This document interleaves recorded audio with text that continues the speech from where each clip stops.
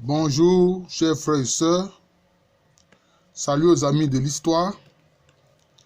Il y a un jeune frère qui m'a demandé de faire toute une vidéo sur les pyramides. Il dit, mais qu'est-ce qu'il veut que je dise des pyramides? Et les pyramides, simplement, ce sont des tombes. Ce n'est rien d'autre que ça. C'est des tombes, les pyramides. Alors, je veux aller au-delà de cela. C'est pour cela que je compte intituler cette vidéo-là « L'idéologie de l'inhumation des ancêtres africains noirs ». C'est ça. Et dans le cas de la pyramide, c'est simplement l'inhumation des Nessout, c'est-à-dire des rois de l'Égypte pharaonique. Donc des pharaons. Alors,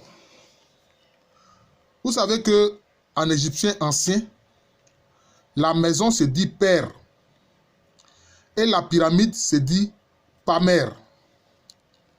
D'ailleurs, la preuve que la pyramide renvoie à la tombe en langue Wolof, c'est-à-dire la langue des Wolofs du Sénégal, la tombe se dit Bamil. Vous voyez que c'est très proche de Pamer des Égyptiens anciens. Et donc, on voit bien qu'en fait, la pyramide, c'est la tombe du Nessout, la tombe donc du roi. Pourquoi est-ce qu'ils ont fait ça? Mais parce que nos ancêtres africains noirs pensaient à l'idée d'éternité, de pérennité. C'est-à-dire faire des œuvres qui défient le temps, qui durent dans le temps. Vous voyez? C'est ainsi qu'ils ont songé à faire des pyramides pour les rois. Pour que leur tombe soit visible sur une longue période dans le temps. D'ailleurs, le très regretté professeur Cheikh Anta Diop, qui vraiment a fait un travail merveilleux et qui en a souffert parce qu'il a prouvé l'antériorité de la civilisation, que la civilisation égyptienne est nègre. Mais, en fait, dans le sud, dans la partie sud, c'est-à-dire dans la zone du Soudan actuel, qu'on appelait anciennement la zone de Kouch, où il y avait les Nessiou, qui sont les frères des Kamites ou des Kamètes égyptiens. Mais dans la zone de Kouch, il y a bien plus de pyramides que dans la partie nord. Oui. Il y a bien plus de pyramides. Hein? Il y a bien plus de pyramides. Alors comment on peut nier l'œuvre, cette œuvre des pyramides? On peut dire que ce ne sont pas des Noirs qui l'ont fait. Vraiment, ce n'est pas de la science, c'était du racisme pur. Et le professeur Cheikh Anta Diop, son disciple Théophile Obenga et bien d'autres sont venus mettre fin à ce racisme qu'on voulait faire croire scientifique. C'est pour ça que certains ancêtres africains qui connaissaient très bien la pyramide, quand ils ont pénétré la forêt, notamment les ancêtres des Akans, ils connaissaient la pyramide. Eux, ils appelaient la pyramide Sumpi. Ils appelaient la pyramide Sumpi.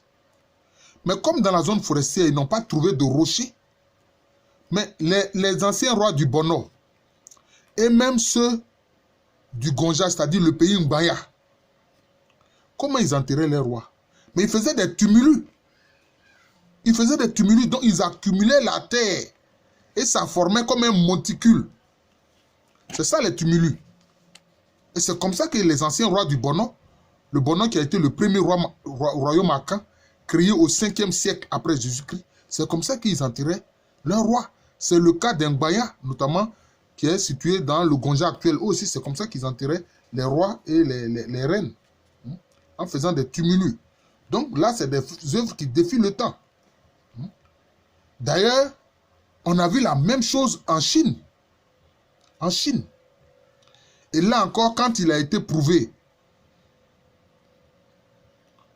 par différents procès, à commencer par le procès Cheikh Anta Diop, que c'est d'abord des Noirs qui sont allés en Chine actuelle, et qui ont été là aussi les premiers civilisateurs de cette zone. Parce que le premier empereur de Chine, de la dynastie Qi, mais sa tombe c'est quoi? C'est un tumulus. C'est un tumulus. Vous voyez? Donc on reprend un même acte civilisationnel et culturel. C'est ce qu'il faut savoir. Sur certains livres qui servaient de couverture des livres d'histoire, notamment pour les livres d'histoire, qu'est-ce qu'on voyait sur la couverture? La tombe de Laskia Mohamed Touré. La tombe de Laskia Mohamed Touré, qui était une pyramide à degrés, mais qui n'était pas de grande dimension, comme par exemple la pyramide de Khéops. Vous voyez? Donc c'est ça. C'est important. Donc, il faisait des œuvres qui défiaient le temps. Et donc, au niveau même de l'inhumation, des grands personnages ont fait en sorte que on mette en place des monuments qui défient le temps. Mais autre idée sur la question qui consiste à défier le temps. Mais certains ancêtres arcans, qu'est-ce qu'ils faisaient? Ils enterraient les rois et les reines dans le lit des ruisseaux. Ils détournaient le cours du ruisseau. Ils procédaient à l'inhumation. Et puis quand c'était fait, ils retiraient le barrage et le ruisseau reprenait son cours normal. Et donc la tombe de certains anciens rois arcans, de certaines reines, vous voulez utiliser l'expression reine, mais ils sont enterrés dans le lit des ruisseaux. Dans le lit des ruisseaux. Vous voyez? Ça a été le cas de la reine Abla Pokou. Ça a été le cas du premier roi du Sanvi, Amlamano. Vous voyez? C'est comme ça. C'est comme ça. Donc, il faisait vraiment des œuvres qui défiaient le temps. Dans la question de l'inhumation. C'est important. Et puis aussi, il songeait, je peux dire, à la vie du défunt dans l'au-delà. À côté des sacrifices, de certains objets, de nourriture, bon, ça que tout le monde connaît. Quelquefois, des ancêtres africains étaient inhumés dans leur case. Oui, inhumés dans la case. Dans leur case, ils sont inhumés dans leur case. Mais la case est là. Elle dure. Vous voyez? Et la personne est inhumée dans sa case. Les enfants, par exemple, chez les Akans, notamment dans le Bono, ils étaient inhumés dans des pots. Des pots en argile. En argile, de l'argile qui est cuite. Ils appelaient ça Kukuba. Donc c'était comme ça dans ces pots-là que les enfants étaient inhumés. Et en général, les tombes étaient orientées nord-sud. Les tombes étaient orientées nord-sud. Par rapport à la descente des énergies. Par rapport à la descente des énergies. Donc les tombes étaient orientées nord-sud. Et puis, disons,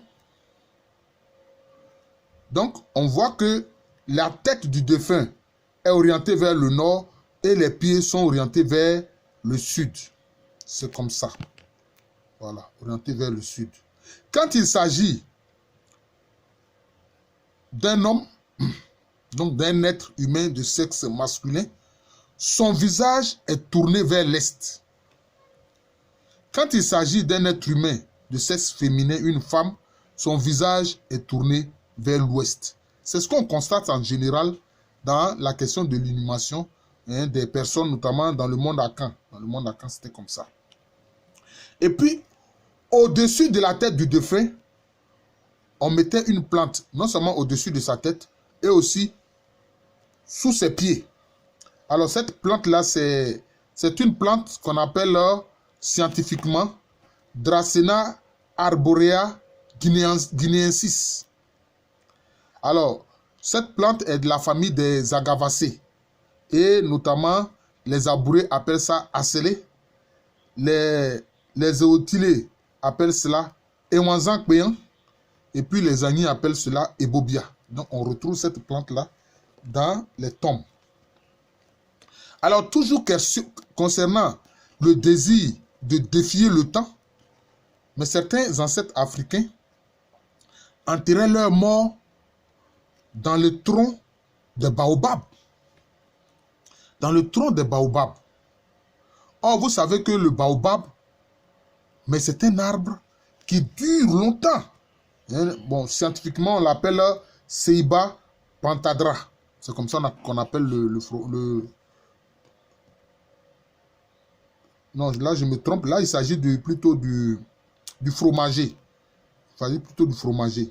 Mais je veux dire que, concernant le baobab, qu'on trouve plutôt dans les zones savanicoles, des ancêtres africains étaient enterrés dans le tronc des baobabs. Mais parce que le baobab est un arbre qui défie le temps, qui dure des années, des centaines d'années. Vous voyez?